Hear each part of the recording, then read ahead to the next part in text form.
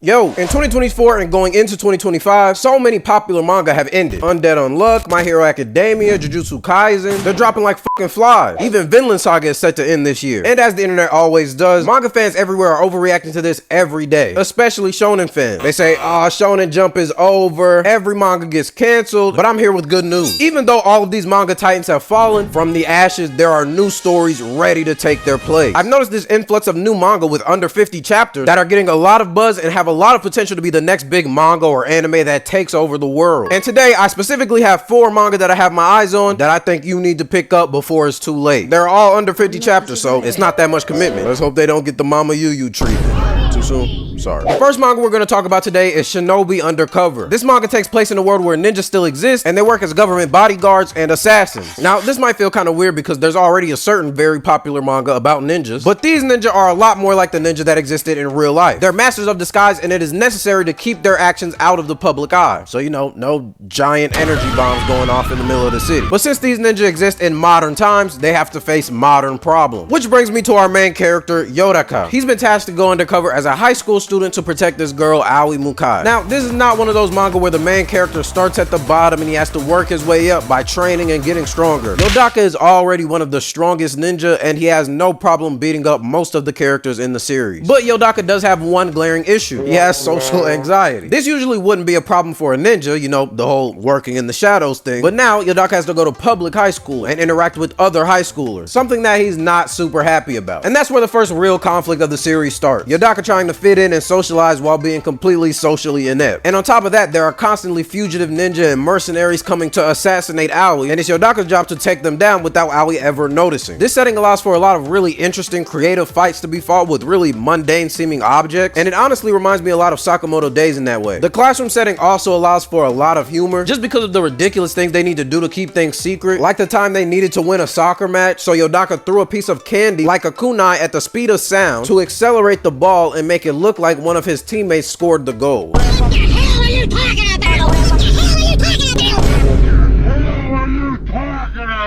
And just ridiculous nonsense like that is constantly happening. The rest of the main characters are really interesting too. There's Aoi, who's very strange and clumsy, but the more you learn about her, the more you start to feel for her because her entire life she's had to be protected by ninja, even if she doesn't know it. And because of that, she's never really had any real friends or anything because they've always just been undercover ninja. And even though she doesn't know that they're undercover ninja, these people are always coming in and out of her life and then they just disappear without a word. You know, she's not stupid. There's also the other ninja that have also been assigned on this mission. There's Umineko, who's always cool, calm, and collected, and secretly a Yourrage fanboy, but don't tell anybody that. There's Hibari that, for the sake of the mission, has to appear all nice and bubbly, but she's actually very abrasive and aggressive. But I mean, she's still nice and she means well, but sometimes she be tripping. And my personal favorite, Suzume, completely self-absorbed and very flirtatious. They always crack me up. This manga actually has a surprising amount of heart. I went into it expecting good action, but I didn't expect so many great relationships between the characters, especially Yourrage and Aoi. There's obviously a little romance plot brewing between them, and I love it. They're so cute. If for nothing else, you should pick up this manga just for that. But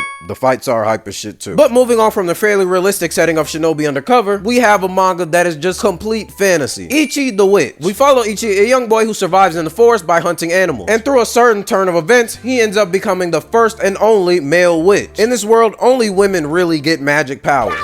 It's possible for men to get magic powers, but it's like a 0.00001% chance. Basically, no man has ever gotten magic powers until Ichi does. This obviously causes a huge uproar in the witch community, and there are some witches that are like, maybe we should just get rid of him. But he actually possesses a very important magic and has a very important destiny that I'm not gonna tell you about. There are a couple things that stand out to me about this manga. One, the art style is unlike anything I've ever seen. Very true to the witch theme, everything appears very flowery and every page looks like some kind of ornate decoration. Even when they're fighting, when they're destroying shit, it still looks beautiful. There are also these creatures in this world called magic, and if you couldn't tell by the name, they have magic abilities. And by defeating them, a witch gains access to their magic ability. Like Ichi defeats this one lightning magic, and he gets magic lightning powers. But amongst the magics, there are ones called human haters, which obviously hate humans. They're the main villains of the series, and the reason why the witches have to exist in the first place. But the other thing about this series that really interests me is Ichi himself, because because unlike a lot of other shonen protagonists who have all these altruistic reasons for doing what they do, Ichi is much more primal and animalistic, probably because he was raised around animals and didn't really have a family. Ichi's only motivation is hunting new prey. He just wants to find new things and kill them. You can actually see it in his eyes. He gets happy and excited when he gets the chance to kill something. He's crazy. But it's not all chaos because he does have one rule: death for death, meaning any animal that attacks him or another human is now free game for him to kill, and he will sit there and wait for an animal to be aggressive so that he can kill it. I know I'm making him sound crazy, but he is crazy. But he's also very lovable and very pure. And you also get the feel that this obsession with hunting doesn't just come from being crazy, it also comes from this.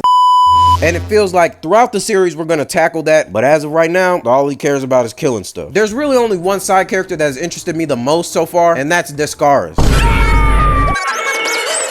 When we first meet Descaris, she is very pompous and rude and cold, but as we learn more about her, we learn that this also comes from a place of pain, something that creates a really interesting connection between her and Ichi, and they both end up being exactly what each other need. I'm really interested to see where their relationship goes from here. Out of all the manga on this list, this is the one that I'm anticipating the most because it has the most interesting mystery and the characters are just so fascinating to me, at least the main two. What the hell is even that? Our next series will be very familiar to somebody who has been reading manga for a while. When you see this art style, you know exactly who made it, and it might put a sour taste in your mouth. Ken Wakui, the creator of Tokyo Revengers, has a new manga called Astro Royale. I know, I remember how Tokyo Revengers ended, but I also remember how Tokyo Revengers began. In the beginning, Tokyo Revengers was one of the most unique stories out there, and everybody loved it. Y'all can lie to yourselves, but y'all can't lie to me. I was there. A very ridiculous story, but it had hella lovable characters, and the main conflict was just interesting as hell. Like, I don't know about y'all, but I ran around my room and Kasaki got hit by that truck. And Astro Royale takes all the good parts of Tokyo Revengers and removes all the nonsense of time travel and edginess. Instead of bitch-ass Takamichi, in Astro Royale, we follow Hibaru, who is honestly one of my favorite main characters that I've read in a minute. And he honestly reminds me a lot of Luffy. Hibaru comes from a family of Yakuza, and after his father's death, he's next in line to become the leader of the family. So, you know, pretty simple premise, until the Earth gets hit by a fucking meteor. And in the aftermath of that event, certain people got abilities that granted their deepest wish. And for some reason, it seems like every single member of Hibaru's family all got an ability. The meteor also created a post-apocalyptic situation in all of Japan, so not only is the Yoshiragi family completely split apart, but so is the police force and anyone else that might be able to get control over the situation. And so even though Hibaru was made the new leader, some members of the family are thinking, you know, I'm not really fucking with that. Maybe I should be the leader. And the story revolves around not only the battle for leadership of the family, but also the mystery of the meteor and where exactly these powers came from. Hibaru's story is really interesting because a lot of the people that he goes against happen to be his family members. There's a big emphasis in the story about brotherhood and just familial bonds in general. Hibaru himself is very forgiving and understanding and really just wants to get the whole family together again. I said he reminds me of Luffy a lot because even though he's in a position of power, he never uses his rank to get what he wants. He also has very grand desires off rip, and those are always my favorite main characters. I like my main characters driven and dedicated. The power system's really cool. Hibaru's ability is called Magnum Blast. Very simple. He can punch shit real hard and his hand has like gunpowder in it. There's Kuran, who's cool as hell. He's like the Zoro type, and he has the ability Cheshire Cat. So basically he can transform into whatever he wants. And there's the oldest son, Shio, who has the ability to control gravity. That nigga is him. He for sure has the coolest power so far. Also, some members of the family have abilities that just aren't used for combat. Like Rary, she's another member of the family, but she's not a Yakuza member. She instead works as a lawyer. So you know when one of the family members catch a case, she the one that come get him out of it. Her ability is Retrograde Missile, and it's basically a Bakio's ability from part 5 of JoJo's. She shoots the missile at a certain area or a certain person, and she can see their path. Tokyo Revengers really fumbled its ending, but I still think Wakui is a very talented author, and he deserves his chance at redemption. Just this time, you know, quit while you're ahead. And now for our final series, and probably the one that has the most to it right now, Centuria. In this one, we follow the story of Julian, a young boy who was sold into slavery by his mother, and he just lives as a slave for a while until one day he decides to run away. And honestly, for a while, things are cool. There's another slave named Mira who's pregnant, and they become like a little family. She's like his new mother since his mother abandoned him. And on the way, he has a new little sister. Isn't that so amazing? Until they run into a storm and the ship starts sinking, and the crew decides, let's just kill all the slaves to save ourselves. Mind you, there are 100 slaves on this ship, and they decide, fuck it, we're just gonna kill all of them. One of the most insane page turns I've ever experienced in my life. And through it all the slaves work hard to protect Mira and Julian. It's a pregnant woman and a child. We're not gonna let them get murdered. Are you sure about that? And just before it's Mira and Julian's turn to get packed up, they are rescued, and I use the term rescued very loosely, by the god of the sea. But the god of the sea explains, only one of you can receive my blessing. There are two conditions to receive a blessing. One, you must acquire a large number of souls, which for reasons I've already explained isn't really a problem for us right now. And second, you must sacrifice a pure love. So basically, one of them is gonna have to die so the other one can live. Originally, it looks like Julian's gonna sacrifice himself, but Mira has other plans. I'm the parent in this situation, so I'm gonna be the one that sacrifices themselves. I know, very sad, but don't worry about the baby because Mira cuts that right out of her stomach right then and there. Problem solved.